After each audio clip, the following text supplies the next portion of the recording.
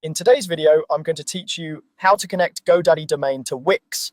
By the end, you'll know exactly how to point your domain from GoDaddy to Wix by updating your name servers, which tells the internet that Wix should manage your DNS. First, sign into your GoDaddy account. Once you're in, head to My Products. This is where all your domains are listed. Find the domain you want to connect to your Wix site, then look for the DNS option next to it and click that. This opens the DNS management page for that specific domain. You'll see your DNS records here, but the area we care about is the name servers section. Scroll to the name servers section and click change. If your domain is using GoDaddy's default name servers, you'll see that indicated. We're going to switch it so Wix can take over.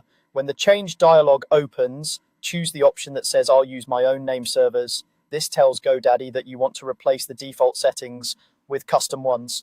Now, you'll paste in the two Wix name servers. They typically look like ns1.wixdns.net and ns2.wixdns.net. Make sure you have both and enter each one into its own field.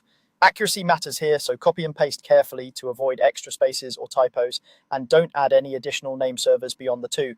If you see a confirmation or warning that your DNS will be managed elsewhere, that's expected. Accept it to continue. When everything looks correct, click Save. GoDaddy may ask you to confirm the change. Approve it and your update is submitted. From here, the change needs time to propagate across the internet. Sometimes it's fast, within an hour, but it can take up to 48 hours depending on global DNS caches. During this window, your domain may briefly show old or new behavior, depending on where you are and what network you're on. That's normal. A few quick tips while you wait. Double check that both name servers are entered exactly as provided by Wix with no trailing spaces. If GoDaddy displays any validation messages, follow the on-screen prompts to complete the save. You don't need to edit individual DNS records on GoDaddy once the name servers are set to Wix.